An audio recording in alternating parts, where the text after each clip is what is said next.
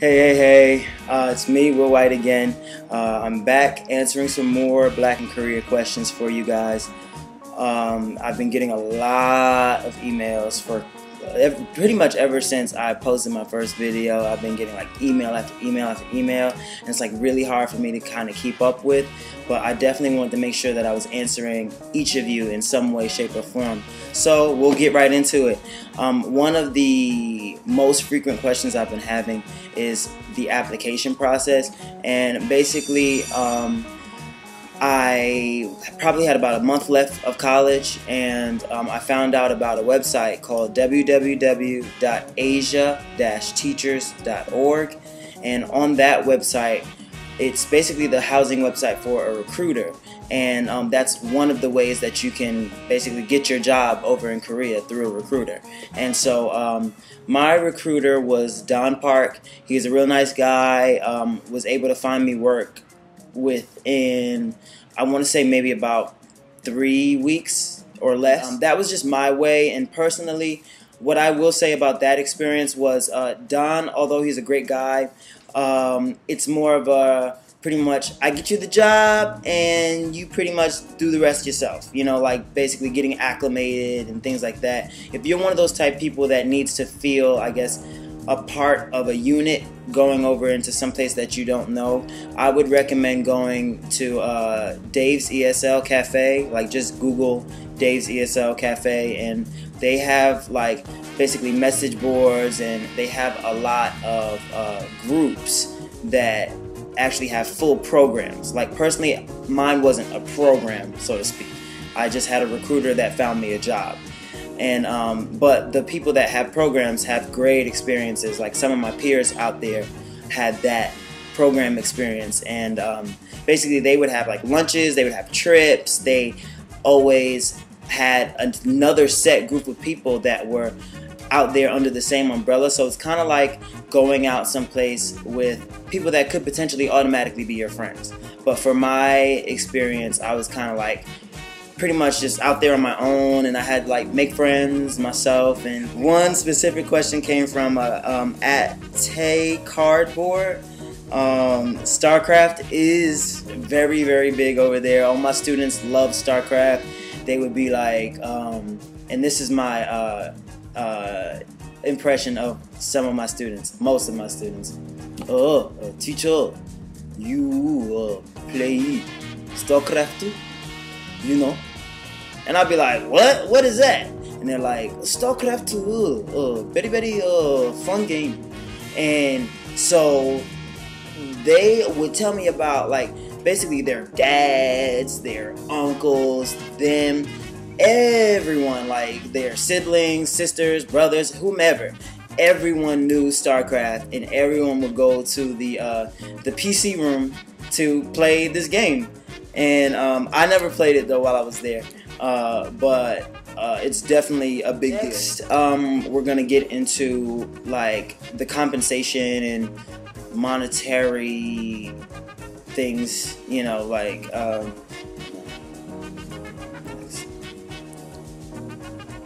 next we'll get into basically what my school did for me while I was there.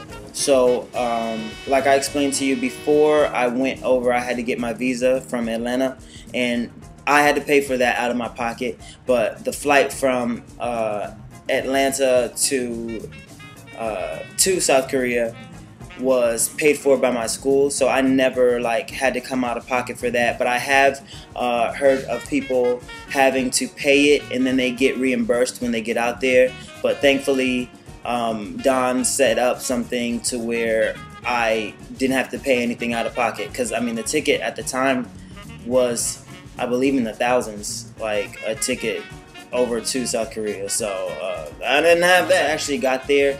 My room is paid for, but I would have had to pay and did have to pay my utilities, like my electric. I think I had to pay for like definitely my cable and internet, but I think my electric and gas was together. So that was it. And of course my food. This goes specifically out to Zayas TV.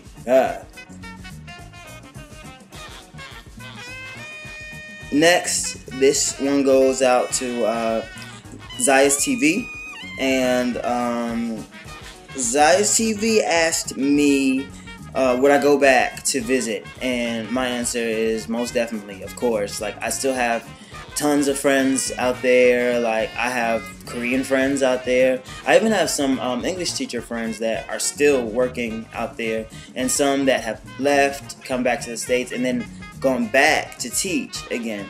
I was also asked about the language barrier. The way that I got over the language barrier was I really just had to buckle down and learn. Like, I would take menus from the kimbap restaurants to my job and ask my like coworkers, the Korean teachers there. I would ask them, like, okay, so what is this? Like, how does this taste? Is this good? What's your favorite thing? Pick this out. And really, you never get what you want out of things unless you ask. So I made it my business to ask, and also take it a step further, and I started taking classes while I was there at a YMCA. So I learned some Korean, and like, my friends were teaching me how to read and write in Korean, and now I can read and write. And I don't always know what it all means, but I know more than I did coming into the situation. So that's another thing. When you go there, it's like you have to accept that you'll be there for a year, and you really need to act as if you want to learn something. I want to say that that was probably one of the most endearing things about myself, I guess, to the Korean people around me. Like, I guess they appreciated the fact that I was, yes, a foreigner, but I was showing that I wanted to be there, you know, and I wanted to learn about them, not just come and exploit them for work, you know. But moving on, pets. Did I have any pets? I had a hamster named Paisley. And you're allowed to have pets. Like, I had a friend who had a bulldog, like everything. But Paisley was the rudest, most disrespectful hamster I've ever encountered. And this was like, literally, I lied to you not, this was my very first pet. And when it was time for me to go, I ended up giving Paisley and all of her worldly belongings to one of my students, Naomi. And she loved it. Like, she was head over heels for this little hamster. And it thankfully stayed alive at least till I left. So that was a good thing. Major requirements for school. There aren't any. You can have majored in anything. Like I said in the last video, I majored in fashion merchandising. The requirement is a bachelor's degree. So whatever you major in, it doesn't matter. You just have to have a bachelor's. This is a very, very, very great question. One of you guys asked about modeling and acting. Like, well, she asked specifically about modeling, but you know, I lumped it together, and it's very funny because that was one of the things that I tried to get into while I was out there. And I actually got a call for an audition while I was there for a commercial. Like, there's supposed to be this guy skating, and I want to say it was maybe for Fanta.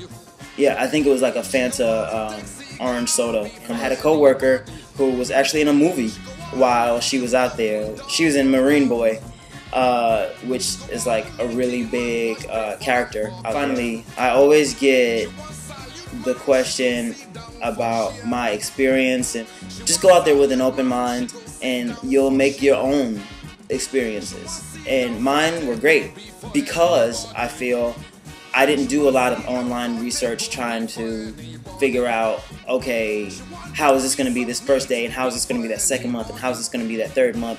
You just go out there and be excited about the experience. That's it. So enjoy. Thanks again for watching. I really appreciate you guys, and be well. She go dance the fire dance. African woman go dance. She go dance the fire dance.